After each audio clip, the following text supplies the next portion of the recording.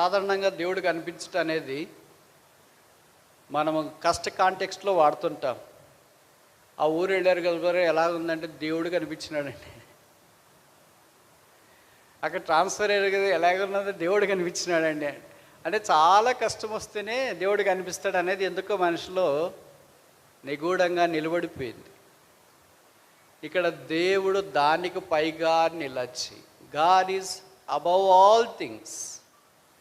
అది తుఫాన్ అయినా దానికి పైన ఉంటాడు, అనారోగ్యమైన దానికి పైన ఉంటాడు, పేదరికమైన దానికి పైన ఉంటాడు, రోగమైన దానికి పైన ఉంటాడు, కష్టమైన దానికి పైన ఉంటాడు, నిచ్చెనైనా దాని పైన ఉంటాడు.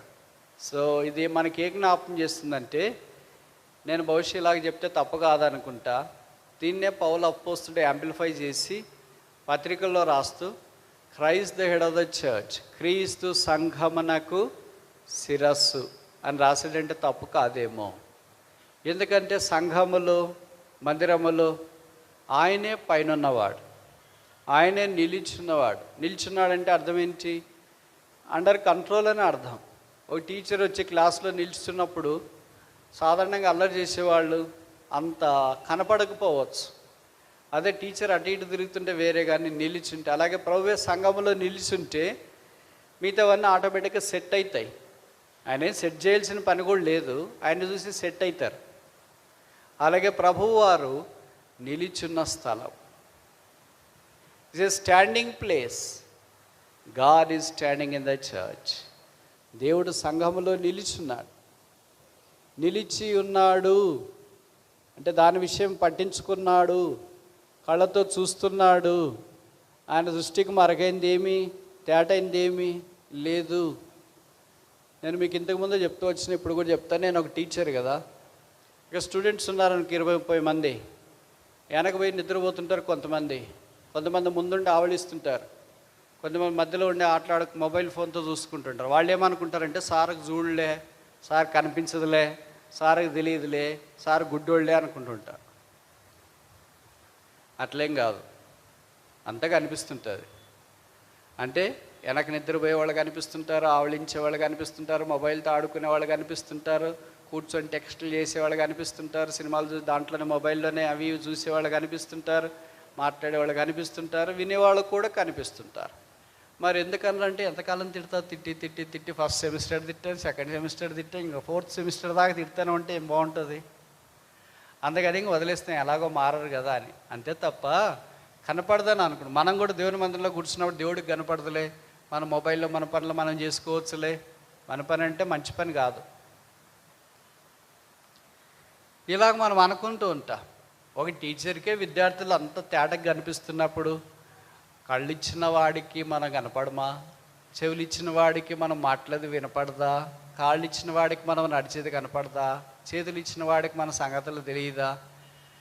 ఆయన అన్నీ ఎరిగినవాడని బైబిల్లో రాశారు.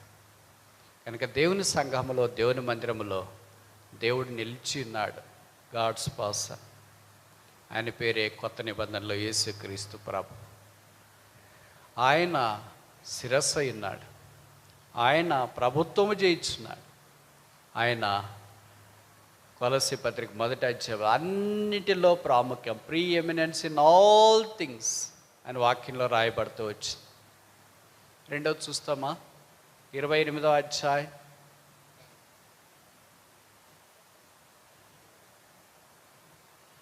ఆదికాండం 28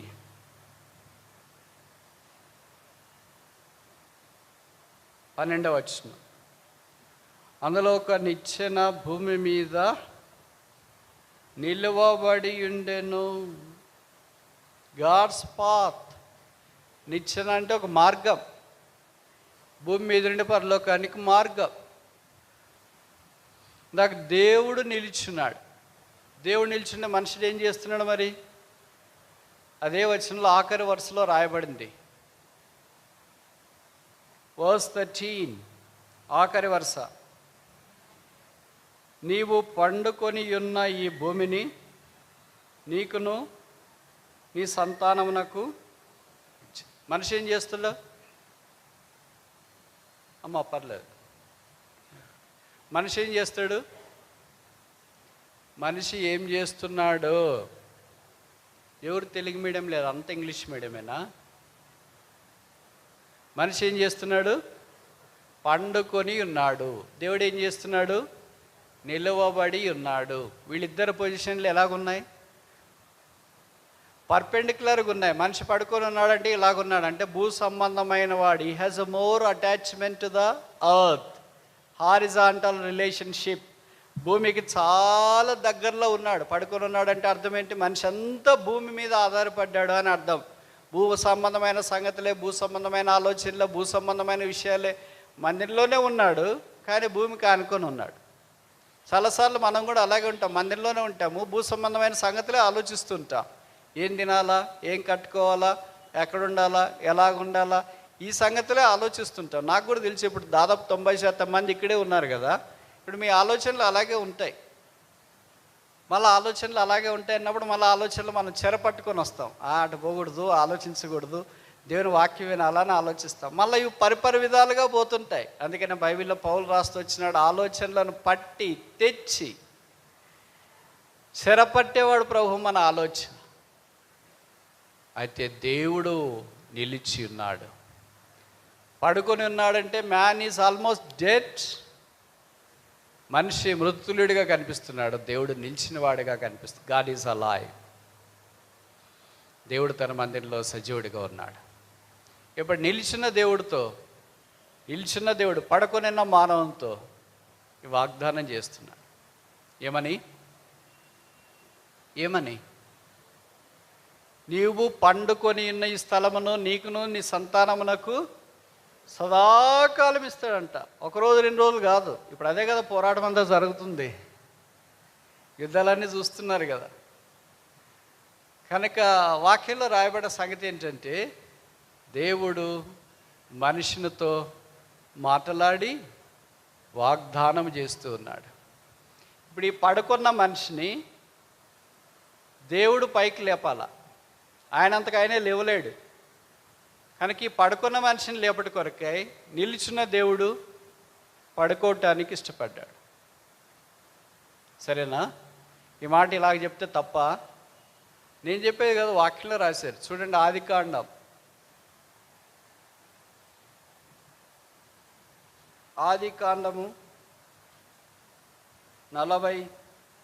49వ అధ్యాయం 9వ వచనం. Genesis chapter 49 verse 9. యూదా కొదమ సింహము, నా కుమారుడా, నీవు పట్టిన దాన్ని తినవచ్చితివి. సింహం వలెను, గర్జించు ఆడు సింహం వలెను అతడు కాళ్ళు ముడుచుకొని పండుకొనెను. ఎవరతడో? ఎవరు? యేసు ప్రభువారు. యూదా గోత్రానికి సంబంధించిన సంగతులు కదా ఇవి. అతడు కాళ్ళు ముడుచుకొని పండుకొని అంటే యేసుక్రీస్తు ప్రభువారి భూమి మీదకి కన్యగర్భాన్ని ఎలాగ రాబోతున్నాడన్న సంగతి కూడా పరిశుద్ధాత్మ దేవుడు ముందే మనకు జ్ఞాపకం చేస్తూ ఉన్నాడు. ఆయన ఉన్నటువంటి పైనుండి ఇలాగా ఓం అని ప్రత్యక్షం కాలేదు. ప్రతి భూమి మీద ఉన్న రక్త మాంసములు కలిగిన వాళ్ళు ఎలాగ జన్మిస్తున్నారో ఆయన పరిశుద్ధుడయ్యి కన్యగర్భాన ఈ భూమి మీదకి అలాగే దిగి వచ్చినాడు, పండుకొనెను. దీన్నే లూకా భక్తుడు డాక్టరు 2వ అధ్యాయం లూకా సువార్తలో ఇంకా వివరంగా రాస్తూ వచ్చినాడు. ఇదిగో ప్రజలందరికీ కలుగుబో మహా సంతోషకరమైన సువర్తమానం నేను మీకు తెలియజేస్తున్నాను. దావీదు పట్టణం వద్ద నేర రక్షకుడు మీ కొరకు పుట్టినాడు. ఈయన ప్రభు అయిన క్రీస్తు. ఆయన పొత్తిగుడ్డలతో చుట్టబడి పశువుల తొట్టిల్లో నిలబడి ఉండట మీరు చూచెదరు అని రాశారా? పండుకొని ఉన్నట మీరు చూచారు. పండుకొని ఉన్న మానవుణ్ణి లేపుట కొరకై ఇప్పుడు దేవుడు మానవుడిగా ఈ భూమి మీద రక్త మాంసములు ధరించి పడుకోవటానికి ఇష్టపడ్డాడు. ఆయనలో పాపం లేదు, ఆయన పాపం చేయలేదు, ఆయన పాపం ఎరగడు. ఈ ప్రభువారు పడుకొని మనుషుడిగా తిరిగి లేచి సిలువ మీదకి వెళ్ళి మన పాపలన్నీ భరించి రక్తము కార్చి చనిపోయి సమాధి చేయబడి ఇప్పుడు పౌలు రాస్తున్నాడు ఎఫెసీ పత్రిక 2వ అధ్యాయంలో, పాపముల చేతను అపరాధముల చేతను చచ్చిన వారై ఉన్నప్పుడు దేవుడు కృపను బట్టి క్రీస్తు యేసు ద్వారా మనలను లేపి పరలోక స్థలములలో కూర్చుండబెట్టెను. కనుక ప్రభువారి గొప్ప ప్రణాళిక మన విషయమే నెరవేర్చుట కొరకై మానవాకారాన్ని ఈ భూమి మీద ఆయన దిగి వచ్చిన పైనున్న దేవుడు అంటే నిలబడి ఉన్న దేవుడు పడుకుంటేనే పడుకున్న మనుషుడు నిలబడగలడు, ఆపోజిట్కి జరగదు. అంటే పడుకున్న మనుషుడు లేచి నిలబడిన దేవుడిని కిందకి పడగొట్టి మళ్ళీ ఆయన కూర్చునేది కాదు ఇది. This is not that story, this is different story. పడుకున్న మానవుని యుద్ధకు నిలబడిన దేవుడే ఆయనే దిగివచ్చి ఆ మానవుని లేపి తనతో పాటు కోసం దేవుని వ్యక్తి, ఆయన పేరు యెహోవా యేసుని మనం చూసినాం. ఇప్పుడు రెండవది ఒక నిచ్చెన నిలువబెట్టబడి ఉండేను. ఎందుకు నిచ్చెన అడ్డం పెట్టుకుపోయారే, డయాగనల్కి పెట్టుకుపోయారా, 45 degrees పెట్టుకుపోయారా, లేకపోతే భూమికి సమాంతరంగా పెట్టుకుపోయారా? ఇది ఆకాశాన్ని అంటుతూ ఉంది. మనిషి కూడా ఆకాశాన్ని అంటాలని ప్రయత్నం చేసినాడు కదా. ఆదికాండం 11వ అధ్యాయంలో వాళ్ళు ఏం కట్టారు? వాళ్ళు ఏమి కట్టారు? వెరీ గుడ్, చాలా బాగా చెప్తారు మీరు. వాళ్ళు ఏం కట్టారు? గోపురం కట్టారు. గోపురం ఎక్కడి నుండి ఎక్కడి దాకా కనెక్షను? భూమి మీద నుండి ఆకాశానికి. ఇప్పుడు నిచ్చెన వేయబడింది, అది ఎక్కడి నుండి వచ్చింది? What is the origin of this ladder? ఇది పరసంబంధమైనది. అందుకనే 28వ అధ్యాయంలో మనం చూస్తే మనుషుని ప్రయత్నాలు 11వ అధ్యాయంలో కనిపిస్తాయి. దేవుని యొక్క ఏర్పాటు ఆదికాండం 28వ అధ్యాయంలో కనిపిస్తాయి. మనుషుని ప్రయత్నాల ద్వారా భూమి మీదకి ఏం తీసుకుని వచ్చినాడు? కలవరము తీసుకుని వచ్చాడు. Man has brought confusion in to this world, but God has brought Christ in to this world. Man had brought Babylon in to this world, Christ has brought Bible into this world. Man has brought scattering of the people in this world. God has brought sanctuary into this world. 11వ అధ్యాయము ఆదికాండము అపోస్తలుల కార్యాలు 2వ అధ్యాయానికి 180 degrees opposite. అపోస్తలుల కార్యాలు 2వ అధ్యాయం పండుగ దినాన్ని అందరూ చేరి వచ్చినారు. ఆదికాండం 11వ అధ్యాయం అందరూ చెదిరిపోయారు. బబులోను చెదిరిపోవుట, పెంతెకోస్తు సమకూర్చబడట. దేవుని మందిరం అంటే సమకూర్చబట్ట. అందుకే ఇప్పుడు అపోస్తలుల కార్యాలు 2వ అధ్యాయంలో పేతురు లేచి నిలబడి వాక్యం బోధించిన తర్వాత 3,000 మంది రక్షణ పొందిన తర్వాత వారు 2:42 అపోస్తలుల బోధేందును, సహవాసమందును, రొట్టె విడిచిటందును, ప్రార్థన చేయటందును అప్పుడప్పుడు ఉండరి, ఎడతెగక ఉండరి. See what a phenomenal change is this. 11వ అధ్యాయంలో ఉన్న గోపురం అపోస్తలుల కార్యాలు 2వ అధ్యాయంకి వచ్చేటప్పటికి అది ఆధ్యాత్మికమైన సంఘానికి వ్యతిరేకమైనదిగా మార్చబడింది. 28వ అధ్యాయంలో ఉన్న నిచ్చెన అపోస్తలుల కార్యాలు 2వ అధ్యాయంకి వచ్చేటప్పటికి కార్యసిద్ధి కలిగించబడుతూ వచ్చింది.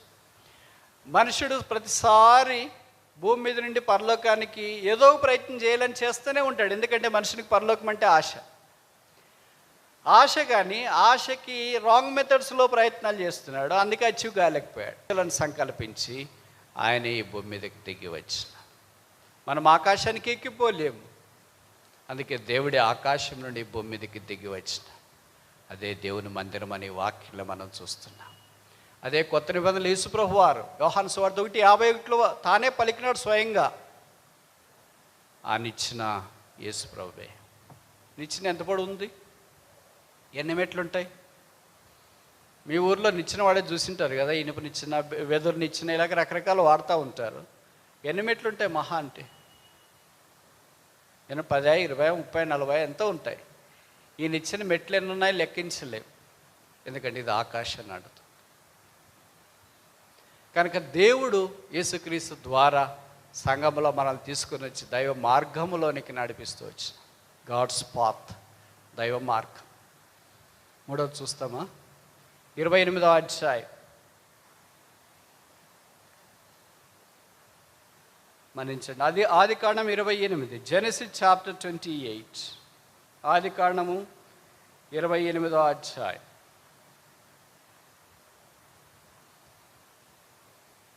15వ వచనం. ఇదిగో నేను నీకు తోడయింది, నువ్వు వెళ్ళి ప్రతి స్థలమందు నిన్ను కాపాడుచు, ఈ దేశమునకు నిన్ను మరలా రప్పించదును, నేను నీతో చెప్పినది నెరవేర్చే వరకు నిన్ను విడువను. God's promise. ఈ వాగ్దానం వచ్చిన వాళ్ళు కొంతమంది ఇక్కడ కూర్చొని ఉంటారు, లేదా ఆన్లైన్లో కూడా అటెండ్ అయి ఉంటారు. నేను నీతో చెప్పినది నెరవేర్చే వరకు నిన్ను విడవను. దేవుడు మనల్ని విడిచిపెట్టాడు. ఆయన అనాథులుగా చేయడు. కానీ విడిచిపెట్టబడినట్లు పరిస్థితులు వస్తాయి. ఇప్పుడు యాకోబుని ఎవరు విడిచిపెట్టారు? అమ్మగారు, నాన్నగారు, అన్న, స్నేహితులు, బంధుబలగము, పరిచయస్తులు, ఊరు, దేశం వదిలేసింది. ఎవరు వదలలేదు? దేవుడు. వదిలేసేది మేలా? ఏది మేలంటారు? ఏది మేలంటారు? ఇలాగ అడిగితే ఒక దగ్గర ఏం చెప్పారంటే, 2 కావాలి బ్రదర్ అన్నారు. మనవాళ్ళు చాలా తెలివైన వాళ్ళు కదా. అమ్మ నాయన ఎవరు మనల్ని వదలకూడదు, దేవుడు కూడా వదలకూడదు. దేవుడు ఆదివారం కావాలా, సోమవారం నుండి శనివారం దాకా ఇంకా చుట్టుపక్కల ఉన్న పరివారం అంతా మనతో పాటు ఉండాలి. వాళ్ళంతా వదిలేస్తే ఇలాగ బ్రదర్ అని. వదిలేయలేని ఏం కోరుకోరు. కొన్నిసార్లు పరిస్థితులు అలాగొస్తాయి. ఇప్పుడు యాకో వాళ్ళమ్మ వదిలేయలేను అనుకో, ఏ తెల్లైనా 9 నెలలు మోసి కన్న తర్వాత వదిలేయలే అనుకుంటారా? వాళ్ళ నాన్న వదిలేయలే అనుకుంటాడా? పరిస్థితులు అలాగొచ్చినాయి, వదిలేసినారు, ఏకాక అయిపోయాడు. దేవుడు ఇప్పుడు యాకోబుతో చెప్తున్నాడు, you are no more alone. నువ్వు ఒంటరిగా లేవు, నేను నీతో ఉన్నాను. దేవుని మందిరంలో we're not alone, we're with God. కొంతమంది అప్పుడు ప్రశ్న అడుగుతుంటారు నన్ను కూడా, బ్రదర్ మీరు ఒకళ్ళే ఉన్నారా అని. లేదు, ఇద్దరున్నామని చెప్తాను.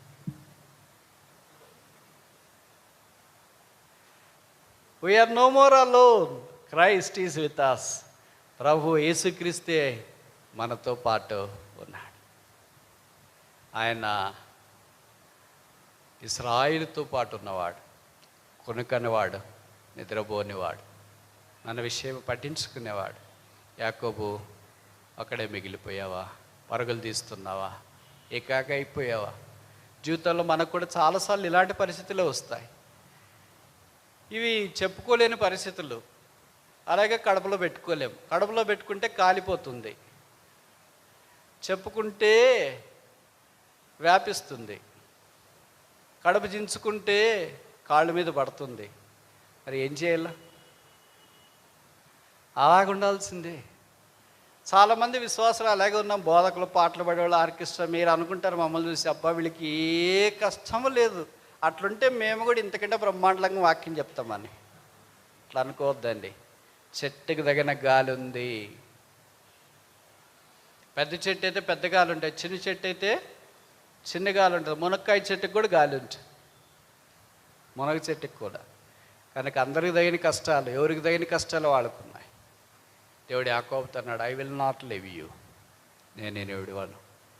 భవిష్యత్ చేరి వచ్చిన మీలో కూడా కొంతమంది ఇలాంటి పరిస్థితులు కూడా వెళ్తున్నారేమో, ఒక్కరైపోయారేమో, పట్టించుకునే వాళ్ళు లేరేమో, జాలి పడేవారు లేరేమో, ధైర్యం చెప్పేవాళ్ళు లేరేమో, భుజం ఇచ్చి చేసేవారు లేరేమో, కన్నీరు దుడిచేవారు లేరేమో, దరి చేర్చుకునేవారు లేరేమో, ఆపదలో ఆదుకోవటానికి వచ్చేవాళ్ళు లేరేమో, దగ్గరున్న వాళ్ళంతా దూరం అయిపోయారేమో. ఇవి సాధారణంగా జరుగుతుంటాయి. క్రైస్తవేతరులకే కాదు, క్రైస్తవులకి, ఇంకా దేవునితో బాగా నడిచే వాళ్ళకి జరుగుతుంటాయి. భర్త దూరం అయిపోయాడేమో, భార్య దూరం అయిపోయిందేమో, పిల్లలు దూరం అయిపోయారేమో, లేదా రెక్కలు వచ్చినాయి, చదువుకున్నారు, వెళ్ళి అమెరికాకి వెళ్ళిపోయారు, పెళ్ళిళ్ళు చేసుకున్నారు, పిల్లలు కన్నారు, ఏకాగ్గా మీ ఇద్దరే మిగిలిపోయారు. పెద్ద అంతస్తు, తిరిగే ఫ్యాన్లు, వెల్లెలకల రాత్రిపూట కుటుంబ ప్రార్థన చేసుకుని అలాగ పడుకుంటే కళ్ళల్లో నీళ్లు సుడలు తిరుగుతున్నాయి. ఉదయం అయ్యేటప్పటికి దిండు దడిచిపోయింది, ఫ్యాన్ తిరుగుతుంది. ఎదురుగున్న గోడ గడియారం వైపు చూస్తే 6 గంటలు కావచ్చింది. ఏంటంటే బయట పక్షుల కోలాహలం నీ చెవుల పడుతుంది. బయటికి లేస్తావు ఏడ్చి ఏడ్చి ఏడ్చి. దీనిదంతా తడిచిపోయింది. ఎందుకు నా జీవితం ఇలాగైంది? ఎందుకు మా ఆయన ఇలాగో, ఎందుకు మా ఆవిడ ఇలాగో, ఎందుకు మా అమ్మ ఇలాగో, ఎందుకు మా నాన్న ఇలాగో, ఎందుకు మా సేవకుడు ఇలాగ, ఎందుకు మా బోధకులు ఇలాగ, ఎందుకు మా స్నేహితులు ఇలాగ, ఎందుకు మా పలానా XYZ ఇలాగ అయిపోయింది. నా జీవితం ఇంకింతేనా? ఏడిపోయినా? ఏడ్పు అన్న పానములుగా కొంతమంది జీవితాల్లో మిగిలిపోతుంది. దావీదే అన్నాడు, ఏడ్చి ఏడ్చి ఏడ్చి నా పరపు కొట్టుకొని పోతుంది. కొంతమంది అలాగ బాధను బట్టి ఏడుస్తుంటారు అనుకో, పక్కన వాళ్ళు వాళ్ళంటే ఎందుకు ఏడుస్తావు? ధైర్యంగా ఉండాలా. ఉంటే ఎంత ధైర్యంగా ఉన్న మనుషులు ఎదురుగా ఏడిస్తే ఇలాంటి చీవాట్లు వస్తాయి. దేవుడితో ఏడిస్తే ఆయన ధైర్యపరుస్తాడు, ఆదరిస్తాడు. మనుషులు మనల్ని ఏడిపిస్తారు, దేవుడు మన ఏడ్పును తుడుస్తాడు. మనుషులు మనకు కన్నీరు తెప్పిస్తాడు, యేసు ప్రభువు మన కన్నీరు తుడుస్తాడు. అందుకనే ఏడిపించేవాళ్ళు చాలామంది ఉన్నారు. భర్త, భార్య, బోధకులు, సేవకులు, కాపర్లు, ఉపదేశకులు, ఇరుగు పొరుగు అంతా ఏడిపించేవాళ్ళే కనిపిస్తారు, కానీ ఏడ్చొద్దు అనేవాడు ఒక్కడే. మీకు తెలుసు కదా, యేసు ప్రభు వారు సిలువలో ఉన్నప్పుడు పలికిన ఆఖరి 7 మాటలు తెలుసు చాలామందికి. ఇప్పుడు యేసు ప్రభు వారు పునరుత్థానమైన తర్వాత పలికిన మొదటి 7 మాటలు తెలుసా? ఆఖరి 7 మాటలు తెలుసు సిలువలో. లేచిన తర్వాత, సమాధిలో నుండి లేచిన తర్వాత పలికిన మొదటి 7 మాటలు. దాంట్లో మొదటి మాట, అమ్మా ఎందుకు ఏడుస్తున్నావు, ఉమాన్ వై వీపేస్తా. ఆయన చనిపోయి తిరిగి లేచిన తర్వాత ఆయనకి లోకము కన్నీటితో స్వాగతం పలికింది. అంటే లోకము దుఃఖ సముద్రంలో మునిగిపోయింది. 3.5 సంవత్సరాలు పరిచయం చేశాడు ఆయన. లోకాన్ని కన్నీళ్ళలో నుండి బయటికి తీసుకురావాలనుకున్నాడు, కానీ లోకం ఎలా కనిపించింది? కన్నీళ్లతోనే కనిపించింది. అందుకే ప్రభువు అన్నాడు, ఉమాన్ వై వీపేస్తా. ఎందుకు ఏడుస్తున్నావు, ఎంతసేపు నుండి ఏడుస్తున్నావు అని అడగలేదు. ఏం కావాలని ఏడుస్తున్నావు అని అడగలేదు. అక్కర తెలిసినాడు, ఇది నన్ను మనుషుడు అలాంటి దుఃఖ స్థితిలో ఉన్నాడు. అయితే ఆదరణ ఏంటంటే యెషయా 60:20లో రాయబడింది, నువ్వు దుఃఖ దినములో సమాప్తమగును, the days of your sorrow shall be ended. ప్రతి ఒక్కరు అలాగే కోరుకుంటాం. ప్రియులను కోల్పోయినా, మనం ఇష్టమైన వారు లోకాన్ని విడిచిపెట్టారనో, అప్పులనో, అనారోగ్యమనో, కృంగుదలనో, బాధిస్తున్నారనో, కోర్టు కేసులనో, పోరాటాలనో, ఇవన్నీ చెప్పుకోలేని కారణాలు. చెవులు చిల్లులు పడతాయి విని విని విని విని విని విని విని విని. ఫోన్లో ఆన్ చేస్తే లేదా ఫోన్లో లిఫ్ట్ చేస్తేనే సాధారణంగా ఇదే, మా దగ్గర పోరాటం ఇది, మాకు ఈ సమస్యలు ఉన్నాయి, మాకు ఈ అనారోగ్యం ఉంది, మాకు ఈ ఆర్థిక ఇబ్బందులు ఉన్నాయి, మాకు ఈ పోరాటాలు ఉన్నాయి, ఎలాగా ఎవరు అందరికి కన్నీళ్ళు తుడవగలరు? ఎవరు అందరి గాయాలు కట్టగలరు? ఎవరు ఏకాంగులను సంసారాలుగా చేయగలరు? ఎవరు చీకటి వెలుగుగా చేయగలరు? ఎవరు నిద్రిస్తున్న మానవుని లేపగలరు? ఎవరు పరుగులు తీస్తున్న మానవుని పరిశుద్ధత వైపు నడిపించగలరు? ఎవరు తల్లిదండ్రులకు దూరమైన మానవుని బాగు చేయగలరు? ఒకే ఒక్కడు, ఆయన పేరు యేసుక్రీస్తు ప్రభు. ఏడుస్తున్నావా, సోలిపోయావా, డస్సిపోయావా, కుమిలిపోయావా? ప్రభా మా బతికింతేనా, మా ఆయన ఇంతేనా, మా ఆవిడ ఇంతేనా, మా పిల్లలు ఇంతేనా, మా పరిస్థితులు ఇంతేనా, మా సమాజం ఇంతేనా, మా కాలేజ్ ఇంతేనా, మా క్లాస్మేట్స్ ఇంతేనా, మా ఫ్రెండ్స్ ఇంతేనా, మా పరిచారకులు ఇంతేనా, మా బోధకులు ఇంతేనా, మేము ఇంతేనా? ఎంతకాలం విడిచిపెడతావు? ఎంతకాలం దూరం అయిపోతావు? ఎంతకాలం దాటిపోతావు? మనకు అలాగ అన్నీ కనిపిస్తూ ఉంటాయి. యెహోవా లెమ్ము, నీ బలసూచకమైన మందసంతో కూడా రమ్ము. బాధలో, వేదనలో, కృంగదలలో హృదయం చెదిరిపోయినప్పుడు, కళ్ళల్లో నీళ్లు సుడులు తిరుగుతూ వచ్చినప్పుడు, వెన్నెలో చలి పుడుతున్నప్పుడు, వెంట్రుకలు నిక్కుబొడుచుకుంటున్నప్పుడు, ఏమి చేయాలో తోచనప్పుడు, ముందుకు వెళ్ళటానికి చీకటి కనిపిస్తున్నప్పుడు, వెనక్కి వెళ్ళటానికి ప్రాణాపాయములో ఉన్నప్పుడు, అక్కడ ఉండటానికి కుదరన్నప్పుడు దేవుడు వాగ్దానం చేస్తున్నాడు, నేను నిన్ను విడవను. ఈ వాగ్దానం వచ్చిందంటే అర్థం ఏంటి? అందరు ఇడిచిపెడతారు అని. నేను ఈ మాట చెప్తున్నందుకు మన్నించండి. ఎందుకంటే దేవుడు యాకోబుతో ఆ మాట అలాగన్నాడు,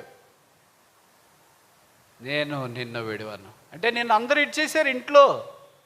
మీ నాన్నకి అబద్ధికుడు, మీ అన్నకి ఆశీర్వాదం దోచుకున్నవాడవు, మీ అమ్మకు బరువైపోయినావు, మీ పరివారం ఎవరు నీ దగ్గరికి రాలేకపోయారు.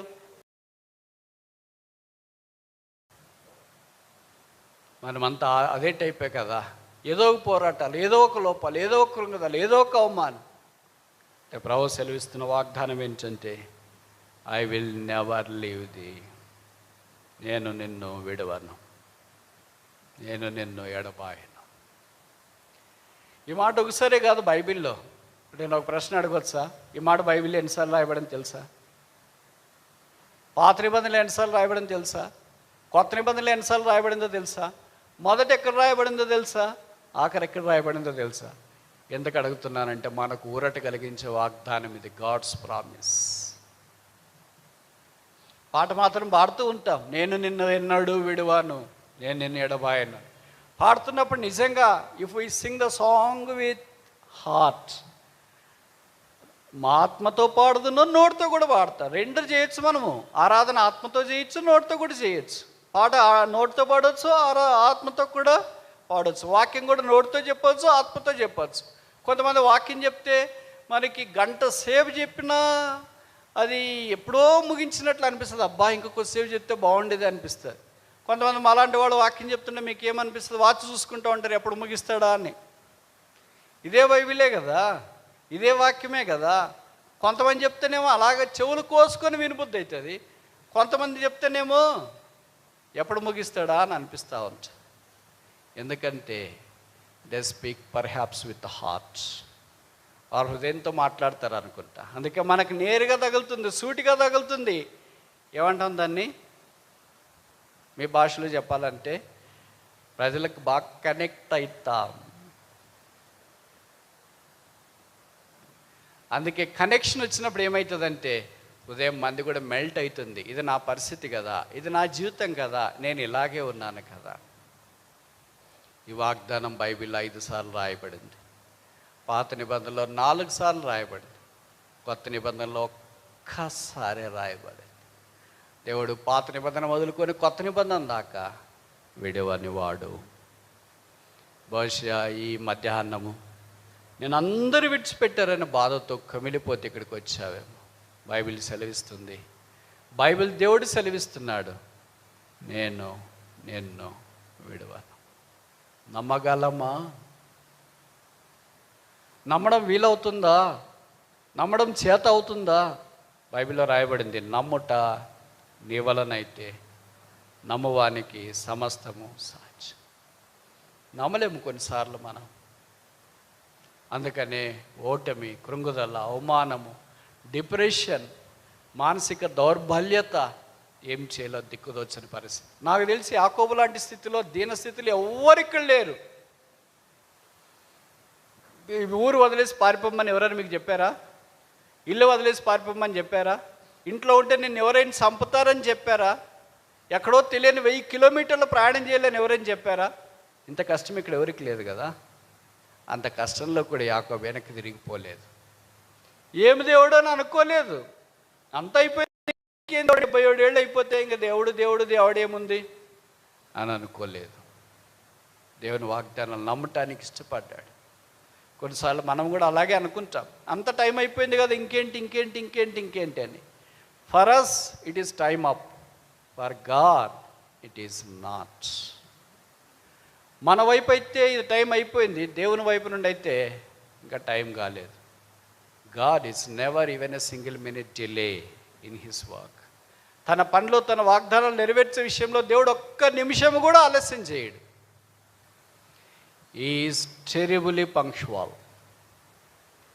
ఆయన సమయాన్ని ఖచ్చితంగా పాటిస్తాడు. Not even a nanosecond you expect Christ would bypass his time. ఒక నానో సెకండ్ ఆలస్యం చేస్తాడు, ఒక నానో సెకండ్ ముందు చేస్తాడు అంటానికి లేదు. ఏం మాటలు బ్రదర్, ఎంతకాలం మనం వినాలి, విని ఇవన్నీ చెవులు మందగించిపోయినాను కొంతమంది అనుకుంటారు. ఇంకా దేవుని సమయం ఎప్పుడు? ఇంకా వెన్ ఈజ్ గాడ్స్ టైం. ఇవన్నీ ప్రతిరోజు మనలో జరుగుతున్న పోరాటాలు, బయటికి చెప్పుకోలేము. ఎందుకంటే ఇంత బైబిల్ పట్టుకొని, ఇంత వాక్యం తెలిసి, ఇంత పాటలు పాడి, ఇంత సహాయం చేసి, ఇంత పరిచయలు ఉండి, ఇంత పిల్లలు పరిచయం చేసి, ఇంత అన్ని చేసి మనకి ఇలాగుందా అని ప్రజలు అనుకొని నిరుత్సాహపడతారేమో, వెనకం చేస్తారేమో. మన బలహీనతను బట్టి ఇతరులు వెనకం చేయకూడదని మనం అలాగే జీర్ణించుకొని ఉంటాం. కానీ ప్రభు పొరపాటు చేయడు, తప్పు చేయడు. ఆయన గుండు ఆయన చేతిలో ఉంది, ఆయన త్రాసు ఆయన చేతిలో ఉంది, ఆయన న్యాయదండం ఆయన చేతిలో ఉంది. ఆయన అన్యాయం చేయట అసంభవం. యోబులో రాయబడింది, సర్వశక్తుడు అన్యాయం చేయట అసంభవము. ఆయన న్యాయము తప్పడు, ఆయన పేరే న్యాయకర్త. లూకా 18లో రాయబడింది, 7వ వచనం అనుకుంటా, దేవుడు తాను ఏర్పరచుకున్న వారు దివారాత్రులు మొరపెట్టుచుండగా ఆయన వారికి న్యాయం చేయడా. Will he not do justice for them? చేస్తాడు. ఇప్పుడు యాకోబుకి ఇప్పుడు ఏం కనిపిస్తుంది అంటే, అందరు నన్ను విడిచిపెట్టారు కదా, దేవుడు నన్ను విడిచిపెట్టంట, ఇంకేం విడిచిపెట్టుకోకుండా what is the future, where is the future? భవిష్యత్తు ఏముంది? తన ఎదుట అంత అంధకారం, ఏ ఒక్కరు ముందుకెళ్ళటానికి తెలియదు. పెళ్ళైన తర్వాత వాళ్ళ మేనమామ కూడా ఇంటికి వచ్చినట్టు ఎప్పుడు గుర్తులేదు, వాళ్ళ మేనమామ కూతుళ్ళు కూడా వచ్చినట్టు గుర్తులేదు, వాళ్ళ నాయనమ్మ వాళ్ళ అమ్మ ఎవరు, వాళ్ళ అమ్మగారు నాన్న కూడా వచ్చినట్లు ఎప్పుడు గుర్తులేదు ఈయనకి. ఇప్పుడు ఉన్నట్టుండి వాళ్ళ దగ్గరికి వెళ్తే ఎలాగా చేర్చుకుంటారో లేదు. మనిషికి ఎంత కష్టమవుతుంది కదా. ఆపదలో మా దగ్గరికి వచ్చినాడు, మా గడప తాకినాడు, మా నీడ దగ్గరికి వచ్చినాడు, నీడ లేకుండా వచ్చినాడు అని మనుషులు అంటారేమో అనుకో. ఇవన్నీ తన జీవితంలో నిరుత్సాహపరుస్తున్న యాకోబు నిద్ర తెలిసి, అంతకాలం నిద్రపోతాం, ఇంకా లేయాల్సిందే. పగలు కాబోతుంది, రాత్రి అయిపోయింది, జీవితంలో తెల్లవారుతుంది. ఆ రాత్రి యాకోబు అక్కడ తలగడగా చేసుకున్నాడు. ఇప్పుడు రాత్రి అయిపోయింది, బైబిల్లో రాయబడి తెల్లవారుచుండగా. కనుక దేవుడు ఒకే సమయంలోనే రాత్రిని పగలగా చేస్తాడు, ఒకే సమయంలోనే నిరాకరించబడిన వాడిని అంగీకరించేటట్టు చేస్తాడు, ఒకే సమయంలోనే ఏ తోడు లేని వాడికి తానే తోడు, నేను నీతో కూడా ఉంటా అన్నలేడు కదా, అమ్మ లేదు కదా, నాన్న లేడు కదా, ఇరుగు పొరుగు వారు లేరు కదా, నేనే నీకు తోడై ఉంటాను. ఇప్పుడు దాకా ఎన్ని విషయాలు చూసాం? 3. మొదటిది ఏంటి? గాడ్స్ పర్సన్, దేవుని వ్యక్తి, ఆయన పేరు యెహోవా, నిలిచున్నాడు. రెండవది ఏంటి? గాడ్స్ పాత్, దేవుని మార్గం ఏంటది? నిచ్చెన. మూడవది ఏంటి? గాడ్స్ ప్రామిసెస్, దేవుని వాగ్దానాలు. అన్నీ ఎన్నైనాను అవునో ఆమెను అన్నట్లుగానే దేవుని వాగ్దానాలు ఉంటాయి. ఆయన ఎప్పుడు పొరపాటు చేయడు. మీలో కొంతమంది ఈ సంవత్సరం మీకు ఏం వాగ్దానం వచ్చిందంటే మర్చిపోయినారు కదా. ఆ మధ్యలో ఒకళ్ళు ఫోన్ చేశారు, ఒక ఆంటీ అనుకుంటా, నాకు బాగలేదయ్యా ప్రార్థన చేయనింది. సరే, నేను ఏదో పొరపాటు నుండి సరే ఆంటీ చేస్తాము, ఈ సంవత్సరం మీ వాగ్దానం ఏంటి అని అన్నా. ఆమె చాలా యథార్థవంతురాలు, మర్చిపోయినాను నాయన అనింది. 4 నెలలకు మర్చిపోయారంటే ఇంకా 6 నెలలు ఉండాలి కదండి, కనీసం 6-7 మాసాలు ఉండాలి కదా. అంటే ఏదో ఆ రోజు తీసుకున్నాక ఆనకేసం కనుక తీసుకోకపోతే ఏం బాగుంటుందో, వేరే వాళ్ళు చూస్తే బాధపడతారేమో అన్నట్టుగా తీసుకుని వెళ్ళిపోయి బైబిల్లో పెట్టుకుంటే అది ఎక్కడో పడిపోయింది కదా. ఇక్కడ పడిపోయింది, కొంతమందికి జాతరలో కూడా పడిపోయి ఉంటుంది. అమ్మాయి ముందుకు జరగండి, కొంతమంది సిస్టర్స్.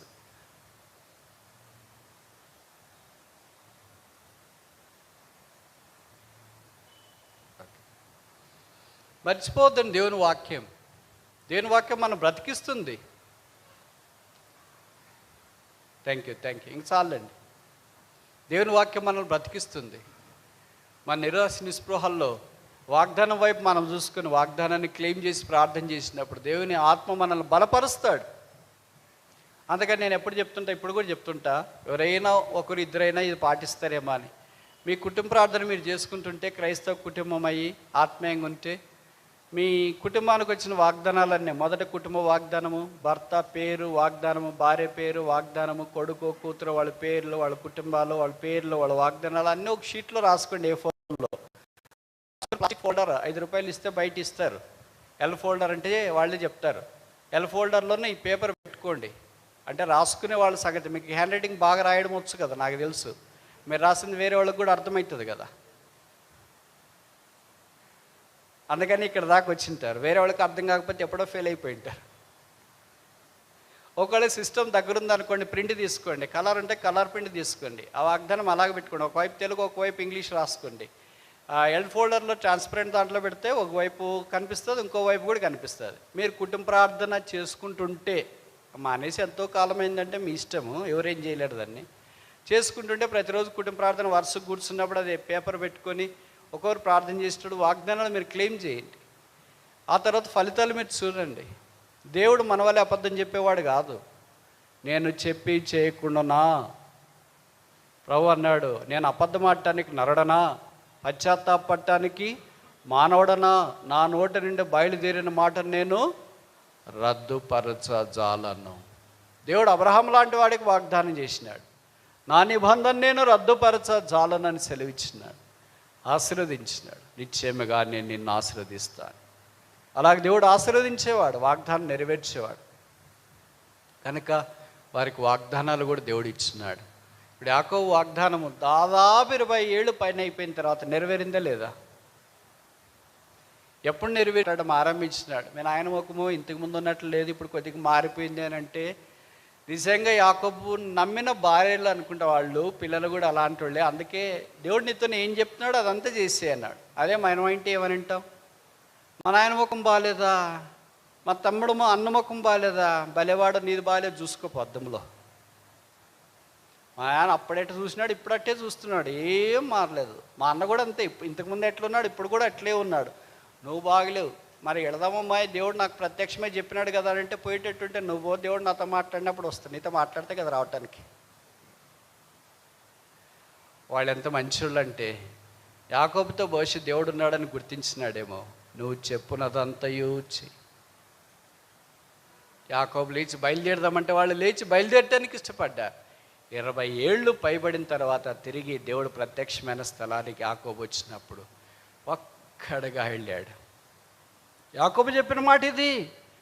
ఆదికాండం 32వ అధ్యాయంలో, ఒంటరి వాడనై చేతికర్రతో యోర్దాను నేను దాటి తిని, ఇప్పుడు నేను 2 గుంపులైతే. దేవుని యొక్క వాగ్దానం తప్పిపోలేదు.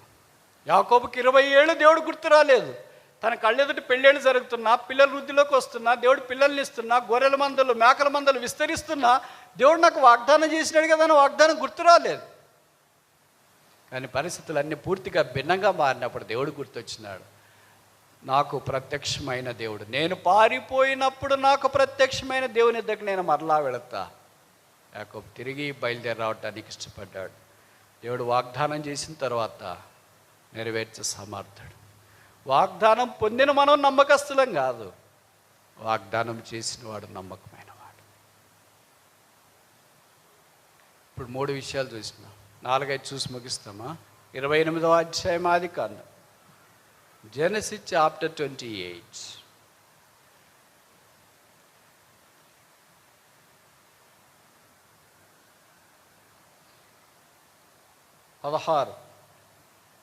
యాకోబు నిద్ర తెలిసి నిశ్చయముగా యెహోవా ఈ స్థలమందున్నాడు, అది నాకు తెలియకపోయాను. గాడ్స్ ప్లేస్, దేవుని స్థలం.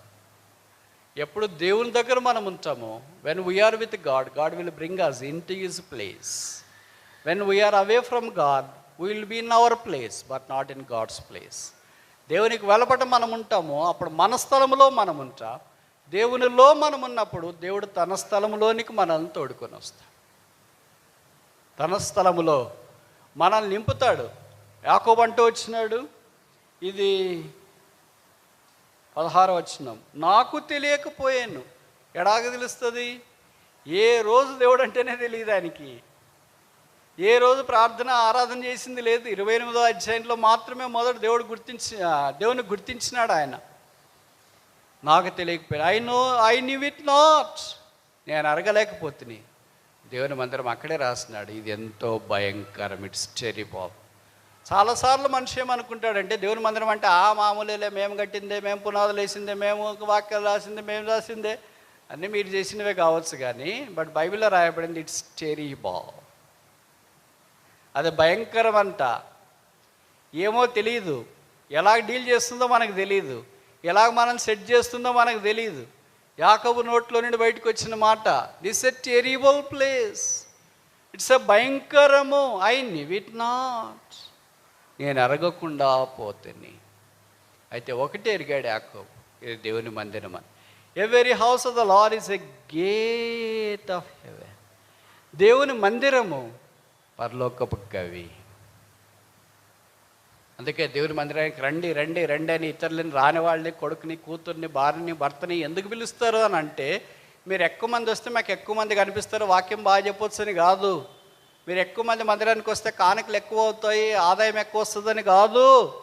పరలోకపు గవిని, గేట్ ఆఫ్ హెవెన్, పరలోకపు గవిని దగ్గరికి రండి, పరలోకాన్ని స్వతంత్రించుకోనండి, పరలోక ప్రవేశం పొందండి అని పాతాళము నుండి పరలోకం వైపు, నరకము నుండి జీవం వైపు, మానము నుండి నిత్యజీవం వైపు తీసుకురావటానికి ఇదొక చిరు ప్రయత్నం. దేవుడు ఒక్క మనిషితో మాట్లాడినాడు. ఒక్క మనిషిని తన నివాసస్థలంగా చేసుకోవాలనుకున్నాడు. ఒక్క మనిషి ద్వారా నా ఆకాశము నక్షత్రాల వలె, సముద్ర తీరపై ఇసుక రేణువుల వలె మనుషులను ఆయన సిద్ధం చేస్తూ వచ్చి 5వ ఆఖరిది 28వ అధ్యాయం ఆదికాండం, జెనసిస్ చాప్టర్ 28, ఆదికాండం 28వ అధ్యాయం.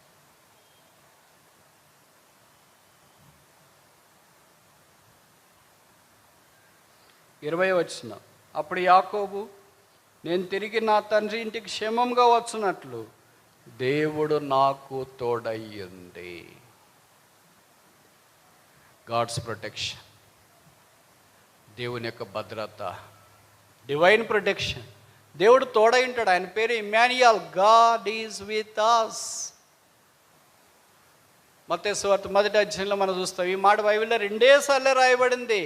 పాత నిబంధనలు ఒకసారి, యెషయా గ్రంథంలో, కొత్త నిబంధనలు ఒకసారి, మత్తయి సువార్తలో. దేవుడు మనతో కూడా ఉన్నాడు. దేవుడు మనకు తోడు లేకపోతే ఏంటి? ఏం ప్రాబ్లం? మాకు మా ఆయన తోడు ఉన్నాడు, మా ఆవిడ తోడుంది, మా పిల్లలు తోడున్నారు, మా డబ్బులు తోడుండి, కండబలం తోడుంది, అన్ని ఆల్ స్పెషల్స్ తోడున్నాయి. దేవుడు తోడు లేకపోతే ఏంటి? ఇది నేను చెప్పే మాట కాదు, బైబిల్లో రాశారు. చూడండి 124.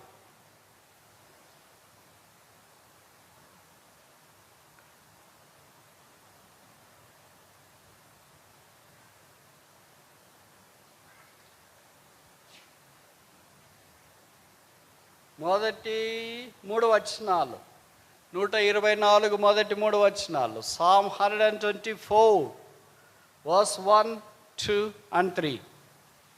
మనుషులు మన మీదకి లేచినప్పుడు యెహోవా మనకు తోడై ఉండని ఎడలా. దేవుడు తోడు లేకపోతే ఏంటి? మనకు ప్రశ్నలు ఎప్పుడూ నెగిటివ్గా వస్తాయి కదా. జీతం రాకపోతే ఏంటి? మందినికి వెళ్ళకపోతే ఏంటి? రోగం బాగోకపోతే ఏంటి? క్యాన్సర్ వస్తే ఏంటి? దానికి ఏంటి ఏంటి అనేదే మనకి జవాబు కావాలి, నెగిటివ్ దానికి. ఇప్పుడు దేవుడు నాకు తోడై లేకపోతే ఏంటి అనే ప్రశ్నకు జవాబు ఇక్కడ చాలా బలంగా రాసినారు. మరి 2వ వచనం, వారి ఆగ్రహము అంటే మనుషుల ఆగ్రహం మన పైన రగలు కొన్నప్పుడు యెహోవా మనకు తోడై ఉండని ఎడల వారు మనలను డాష్. ఎట్లా? ఎవరు? మనుష్యులు. ఇది ఎవరి కీర్తన? దావీదు కీర్తన. దావీదు లాంటినే ప్రాణంతోనే మింగేస్తే మనలాంటి వాడు అసలు ఒక లెక్కన బ్రేక్ఫాస్ట్ మాదిరి. దావీదు పరాక్రమశాలి, యుద్ధశాలి. దాదాపు 17 సంవత్సరాల ప్రాయంలోనే సింహాన్ని, ఎలుగుబంటిని గడ్డం పట్టుకొని చీల్చినాడు. వాట్సాప్లో కాదు, లైవ్. గొలియాతును చంపినాడు, వాట్సాప్లో కాదు, గేమింగ్లో కాదు, వడిసెల రాయితో. అలాంటి వాన్నే మనుషులు ఏం చేస్తారంట?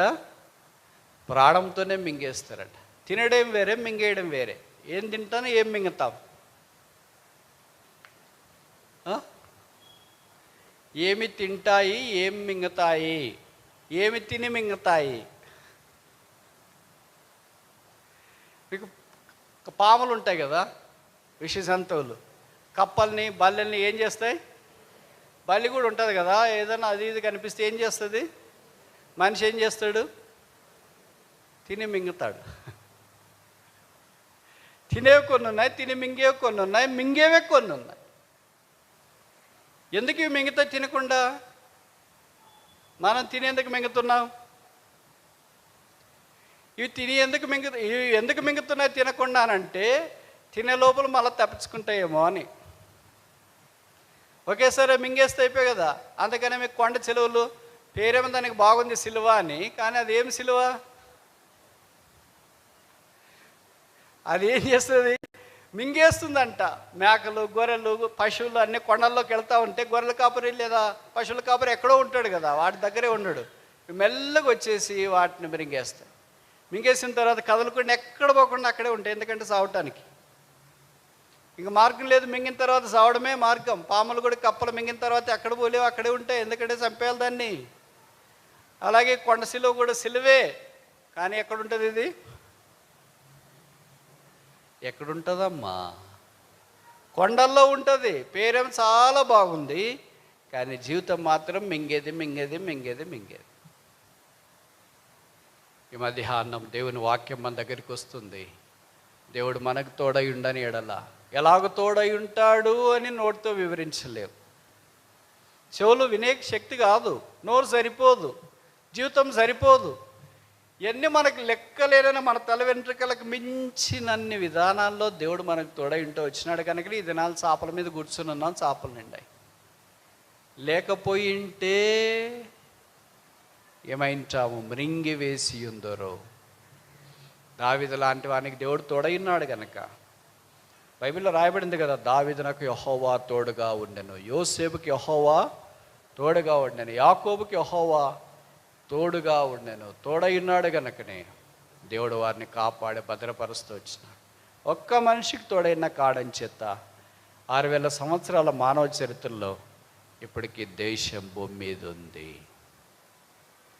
ఇప్పటికీ ఆ మనిషిని బట్టి, దావీదును బట్టి, దావీదు కుమారుడని యేసును బట్టి, యేసు రక్తమును బట్టి ఇది మనకు రక్షణ ఆశీర్వాదం కలిగింది. ఆ యేసుక్రీస్తు అపొస్తలుల కార్యాలు 10:36 ప్రకారం అందరికీ జనానికి ఎవరైనా యేసును అంగీకరించుకుందా ఉంటే దేవుడు మనకు తోడై ఉండలేడు. మన మీదకి మనుషులు రేగినప్పుడు దేవుని కాపుదల దయ మన దగ్గరికి వచ్చినప్పుడు మనల్ని కాపాడి దేవుడు నడిపిస్తూ వచ్చిన అంతం వరకు ఆయన మనకు తోడైండే దేవుడు. అందుకే ఆయన పునరుత్థానం తిరిగి లేచిన తర్వాత మత్తయి సువార్త 28వ అధ్యాయం ఆఖరి వచనం, లో ఐ యామ్ విత్ యు ఆల్వే, ఇదిగో యుగ సమాప్తి వరకు నేను మీకు డబ్బులు ఇస్తానని చెప్పలేదు. అవన్నీ సాధారణమే. దేవుని తోడు మానవ జ్ఞానమునకు ఊహకు మించింది. ఎవరా సహాయం చేయలేరు. వెంట్రుక వాసిలో ఎన్ని ఆపదలు తప్పించినాడు, వెంట్రుక వాసిలో ఎన్ని కీళ్ళు తప్పించినాడు, వెంట్రుక వాసిలో ఎన్ని ఉపద్రవాలు తప్పించినాడు, వెంట్రుక వాసిలో ఎన్ని రోగాలు తప్పించినాడు. జనవరి 1వ తారీఖు వాచినట్టు సర్వీస్ రోజు మాత్రం పాడతాం, కోటి కీడల నుండి మమ్మను కాపాడినా. ఇంక ఎప్పుడు గుర్తుండదు, మళ్ళీ December 31st గుర్తొస్తుంది. కోటి కీడులు, అప్పటిదాకా కోటి మేళ్ళే. మనిషి ఎంత స్వార్థపడు కదా. దేవుడికి మనల్ని కీడుల నుండి తప్పించినాడని ఆ రోజు గుర్తొస్తుంది.